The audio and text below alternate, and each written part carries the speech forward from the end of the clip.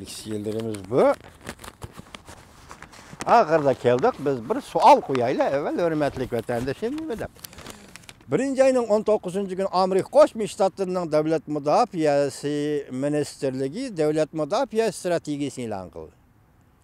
Birinci ayının 25. günü Davlat Müdafiası Ministerligining ministeri Jim Mattis vakillar umigini boshlab Indoneziyani, onda Vyetnamni ziyorat qildi.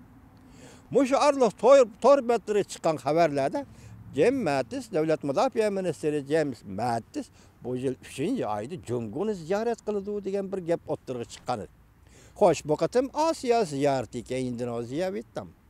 Nima uchun James Mattis mushu qatorda Junguni shu tartibga qo'yib, Junguni ziyorat qilmay, nima 3. ayga qoldirib qo'ydi? Bu bir savol sizga, hurmatli vatandoshim.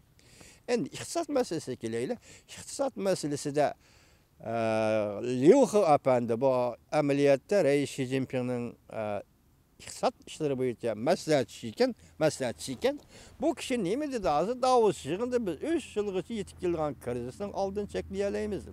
Boshqa taraf kengayib ketishning oldini olamiz. Qaysi yo'l bilan? Bunun aldırılışına çağrısı doğrusu konkret hech narsa yo'q. Lekin hayron qoldigan bir nuqtangiz shu bo'lsin-ki, hurmatli vatandoshim, qachon 68 yil oldi Jungo Kompartiyasi qachon, qayerda, qaysi vaqtda o'zining tarixda o'tgan xatoligini, jinoyatini iqror qilgan ish bor? Yo'q. Qachon o'zi kelayotgan siyosiy jihatdagi tahdidni va yoki iqtisodiy jihatdagi tahdidni, krizis xarakterli tahdidni izrob qilgan yeri bor? Yo'q. Bu qatim tuyuqsizlar Reis Xi Jinping'nin iqtisod ishlari bo'yicha iqtisod ishlari bo'yicha maslahatchisi Liu He Davos yig'inida qatnashdi Shveysariyada ham krizisning yetib kelayotganligini, bu krizisga taqobil turish chorasini o'rganganligini, taqobil tura oladiganligini, bosh taraf kengayib ketishning oldini oladiganligini bildirdi. Undan keyin yana Jungo vakillarining tarkibi qismida yana bir muavin reis. Paychak bazını nazorat qilish komitetining muavin reisi nima dedi? Biz hozir Jungoda sanoat sohasini echib etishni va cho'nqurlashtirishni qaror qilyapmiz. Pul muomala sohasini echib etishni va cho'nqurlashtirishni qaror qilyapmiz. Hurmatli apandi, kechikib qoldingiz. Hozir Jungodan chet el shirkatlari chekinyapti. Shundaqla pul muomala sohasida chet el shirkatlari chekinyapti. Hatta Jungoga ishlaymiz deb izlab kelgan chet elliklar ham hozir Jungoda turmay bir-birlab zo'r turkumda Jungodan chekinyapti. Siz endi sanoat sohasini cho'nqurlashtirish islohotini kimga echib berasiz? Pul muomala sohasini kimga echib berasiz? 2001-yil Dunyo sog'liq tashkilotiga kirgansiz shunday va'da bergan. Hatta 15 yildan keyin Straxvaniya shirkatini, Xitoycha Baoshanni shundaqla pul muomala sohasini chet el shirkatlari qo'yib o'timiz degan. Qani? Hatta şu arliq torbetlerini, matbuotlarni qo'yib o'timiz deb va'da bergan Dunyo sog'liq tashkilotiga kirishdan burun. Qani? Bugün bunun aksicha ikki siyosat mana bugün birinchi bo'lib Davos xalqaro iqtisod munbirida sahnasida o'zining yetib kelayotgan krizis qanday taqobil turganligini e'tirof qilish. Ikkinchisi, hozir Jungoda yana bir harakat boshlandi. Bu harakat nima? Qari qo'l, ya'ni qari jamiyat kuchlarini tozalash. Nima zo'r bo'lib qoldi? Mesela alayla avvalgi 5 yilda Reis Xi Jinping o'zining siyosiy dushmanlarini jazoladi. O'zining siyosiy dushmanlarini tozaladi. Bu xiyonatchilik va chiriklishga qarshi turish emas. Agar xiyonatchilik, chiriklik qarshi rostla shunda qaror elingan bo'lsa, partiya markaziy komiteti avval Jungoda Kompartiyaning hukmronligini yo'q qilish kerak.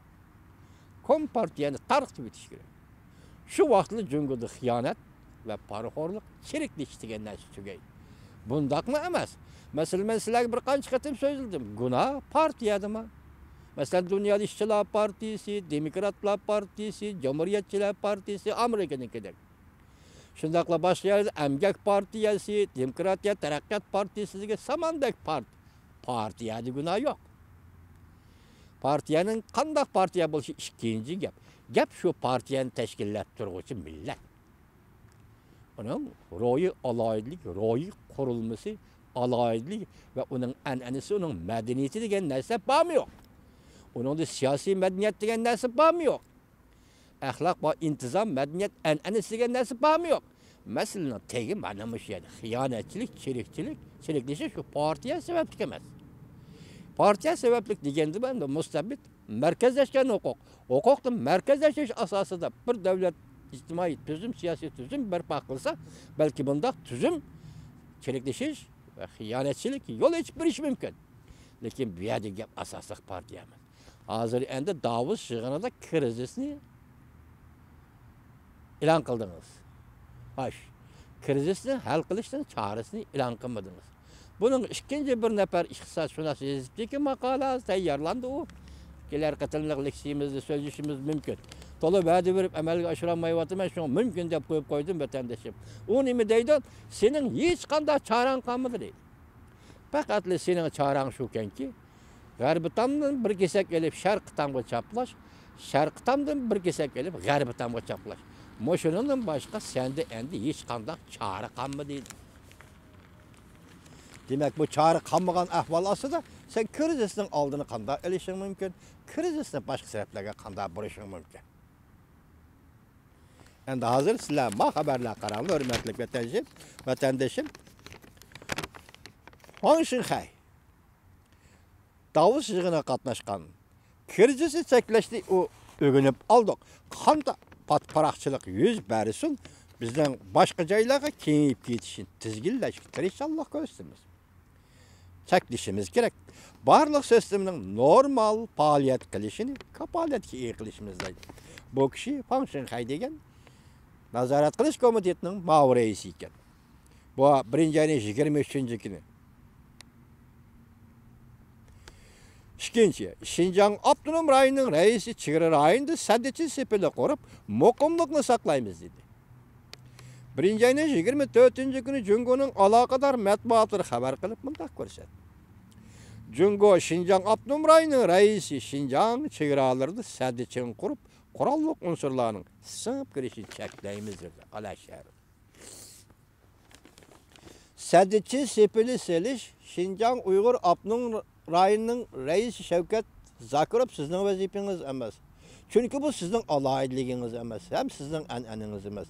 Saddichi sepili selib tajovuzchi hollarning tajovuz qilib kirishidan mudofaa ko'rish bu Hanzu millatining an'anasi. Sizga bu yarashmaydi.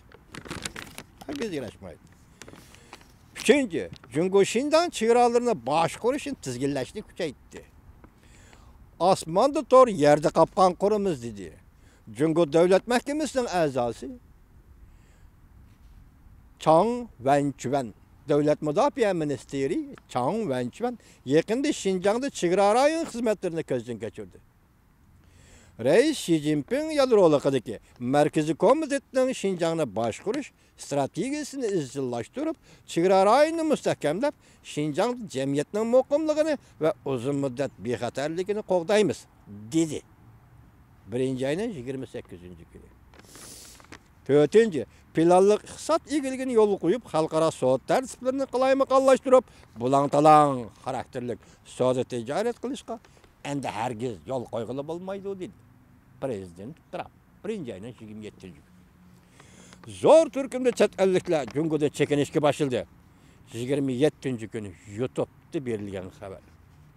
6-chi, Amerika Koreya Devlet Müdafaa Ministerleri ittifoqlash davlatlar munosabatiga bo'lgunchilik solishga urinish hargiz ishga oshmaydi deyishdi. Avayda Koreyaning Devlet Müdafaa Ministeri va Amerika Qo'shma Shtatlarining Devlet Müdafaa Ministeri ko'rishganda shunday dedi.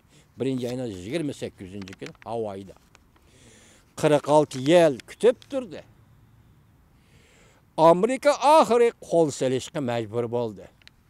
Bu bir maqola 1-ayning 27-kuni Xudo xolisa kelar qatimliq leksiya tayyorlaymiz. Anlanga 46 yil kutib turdi. Amerika oxiri qo'l solishga majbur bo'ldi. Xo'sh, biz sizlarga leksiya so'zlagan nima dedik? 40 yil bir qana. Hozir Jungo Xalq Jamhuriyati bilan Amerika Qo'shma Shtatlari diplomatik munosabat o'rnatganligiga to'g'ri 38-39 yil bo'ldi, ya'ni 1 yillik vaqt bor. Biroq diplomatik munosabat o'rnatish qadamini bosgandan hisoblaganda 46 yil bo'ldi. 46 yil kutib turdi. Amerika oxir qo'l silishga majbur bo'ldi. 8-chi Liu He javob qaytardi. Jungo 3 yil ichida qarz ko'lamini cheklaydi dedi. Qanday cheklaysiz? Bunun bir ixtisosshunos bosh dedim, bu odam nima dedi? Endilikda birdan bir chorasi qarz ko'lamini cheklashdan birdan bir chorasi qarzni tuvandan tortib yo'q qo'rg'ichi yo'q tutishdan birdan bir chorasi yangi qarz olib ko'ni qarzni qaytarish. Yangi qarz bankada olib bankining ko'ni qarzini qaytarish. Dedik-ku. Hech qanday chora yo'q. Demek iqtisodiy krizis Jungo'ga kelyapti. Shu paytda hozir Amerika Qo'shma Shtatlarining Jungo'ga qaratgan savdo siyosati intayin zo'r o'zgarish davriga kirdi. Zo'r o'zgarish undash belgisi. Amerika Jungo cho'qim urishidi. Undan keyin Jungo'da Osiyoda eng büyük demokratik rayonga aylandi. Undan keyin Jungo Osiyoda eng büyük demokratik rayonga aylandi.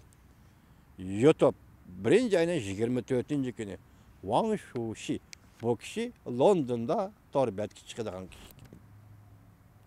Bugun xabarlarimiz shu yergacha, tahlilimiz chunqur bo'lmay qoldi. Sababi buni 2 qatim so'zlab, birinchi qatim ovoz chiqmadi, ikkinchi qatim yana so'zlashga majbur bo'ldim. Shunga kayfiyat jihati sal chachilib qoldim. Shunga oxirgi leksiyasi yaxshi bo'lmay qoldi. Muhokama kechiringlar vatandoshlarim. Keyin yana ko'rishamiz.